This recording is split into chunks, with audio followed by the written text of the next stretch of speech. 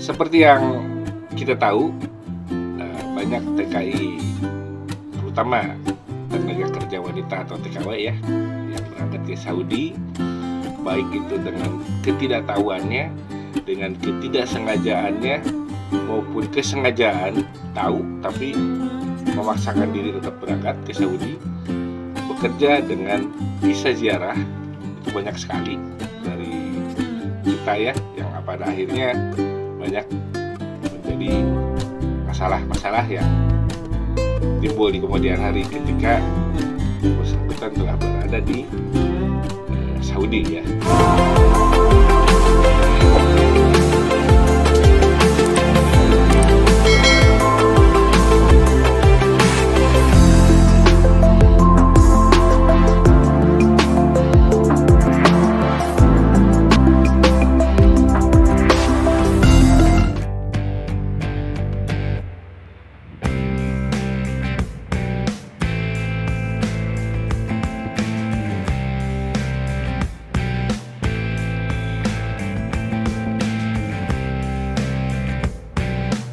Assalamualaikum warahmatullahi wabarakatuh. Bertemu lagi dengan saya di Akhir Explore Channel.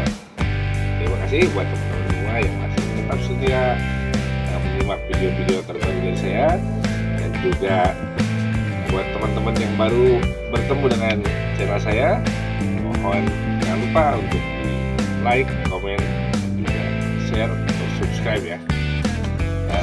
Dan semoga channel saya selalu memberikan inspirasi, memberikan manfaat, dan juga tentunya memberikan wawasan-wawasan yang positif untuk kehidupan teman-teman yang menyimaknya. Baik, masih dengan seputar pertikaian. Kali ini saya akan membahas risiko-risiko yang terjadi jika teman-teman bekerja di luar negeri dengan memaksakan diri bekerja di luar negeri dengan menggunakan visa ziarah.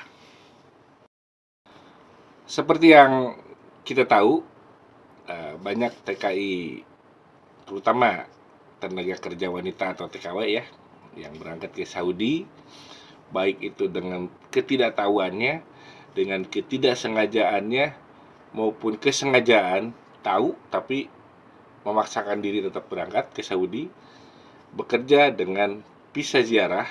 Itu banyak sekali dari kita ya, yang pada akhirnya banyak menjadi masalah-masalah yang timbul di kemudian hari ketika yang bersangkutan telah berada di Saudi ya. Berikut adalah contoh-contoh yang sering terjadi dan menjadi akibat daripada ketidaktahuan maupun kesengajaannya bekerja di Saudi Arabia. Yang pertama, kasus yang biasanya terjadi ketika teman-teman tidak bekerja sebagai tenaga kerja ilegal, yang artinya berangkat tapi administrasinya menggunakan visa ziarah. Itu yang sering terjadi kasusnya adalah pertama, kekerasan fisik ya. Kekerasan fisik itu dalam arti ya terjadi pemukulan, kan dulu ada yang kasus ya sampai disiram air panas, terus nggak dikasih makan selayaknya dan sebagainya. Ini salah satu bentuk kekerasan fisik yang biasanya terjadi pada tenaga kerja kita yang berangkat secara ilegal ya. Dan biasanya kasus begini akan cukup merepotkan dan susah untuk penyelesaiannya, karena mereka tidak terdaftar sebagai pekerja, sehingga tidak ada payung hukum untuk penyelesaiannya ya. Memang kasus penyelesaian untuk kekerasan itu ada, cuma untuk hak-hak sebagai pekerja itu biasanya sulit untuk diwujudkan balik ya, karena memang teman-teman datangnya biasanya sebagai kunjungan gitu ya, bukan untuk bekerja.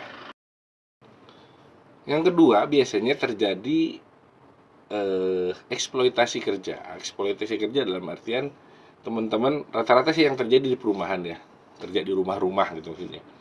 Jadi rata-rata teman-teman dibiarkan bekerja tanpa tenggang waktu. Artinya nggak ada batas waktu untuk bekerja. Kalau jam kerja normal 8 jam, maka yang bekerja di perumahan dengan yang tidak dilindungi dengan undang-undang pekerja, biasanya kerjaannya tanpa waktu ya, dan juga bebas biasanya pindah-pindah majikan dalam saudaranya ya, di rumah orang tuanya lalu suruh bantu anaknya dan sebagainya. Ini biasanya banyak terjadi seperti ini, bentuk kerugian yang kedua ya. Jadi teman-teman dieksploitasi selama melek terus, dan mau udah ngantuk pun disuruh kerja masih ya. Jadi ya itu salah satunya juga. Kemudian teman-teman juga yang ketiga itu biasanya tidak ada jaminan kesehatan. Artinya teman-teman dibiarkan sakit tanpa berobat. Ini banyak terjadi juga kasus ya. Banyak dibiarkan sakit-sakitan begitu saja. Bahkan ada yang sampai sudah kritis sakitnya baru dipulangkan, bukan diobati tapi malah dipulangkan. Ya. Dipulangkan begitu saja, dikasih tiket pulang.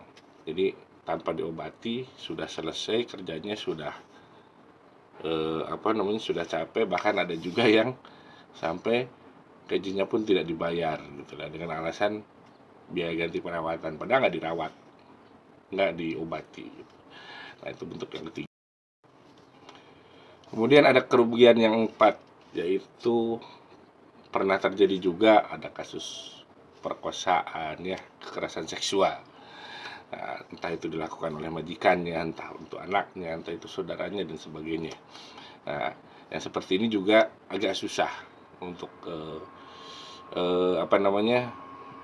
kasusnya ya, untuk penyelesaiannya, karena tidak adanya saksi, tidak cukupnya barang bukti dan sebagainya, yang pada akhirnya juga menyeret teman-teman kita, tenaga kerja khususnya wanita perempuan yang menjadi korban yang seperti itu. Jadi teman-teman tolong hati-hati sekali, pertimbangan sekali ketika untuk memutuskan bekerja di luar negeri.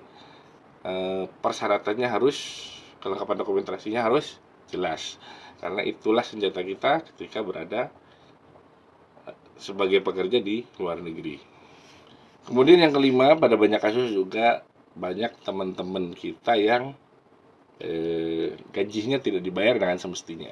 Artinya mereka kadang gajinya itu ditunda-tunda, sampai dengan memang ada juga yang tidak dibayarkan secara utuh sebagaimana yang dijanjikan pada awal-awal, mulai dilambat-lambat sampai akhirnya benar-benar hitungannya nggak jelas. Itu juga banyak terjadi, dan itu sulit untuk dibuktikan ketika teman-teman mengadu kepada katakanlah kepada KBRI ya. Penyelesaiannya agak susah karena ya buktinya tidak ada, dan teman-teman juga bukan sebagai pekerja gitu, lemah untuk untuk dibelanya itu lemah kasusnya, karena teman-teman itu bukan pekerja dalam catatan resminya. Jadi bingung gitu lah. Pemerintah juga akan cukup bingung ngambil datanya dari mana gitu. Kemudian dari semua kasus yang tadi, ketika teman-teman mengadu, ini biasanya susah untuk penyelesaiannya, karena walaupun teman-teman mengadu ke pihak KBRI ataupun KJRI yang tadi itu, teman-teman tidak punya cukup bukti, dan juga teman-teman tidak terdaftar sebagai pekerja. Ibaratnya tamengnya, payung hukumnya tidak ada. Jadi dasar untuk penyelesaiannya dari mana itu tidak ada tidak ada celah hukum untuk membela teman-temannya di sini.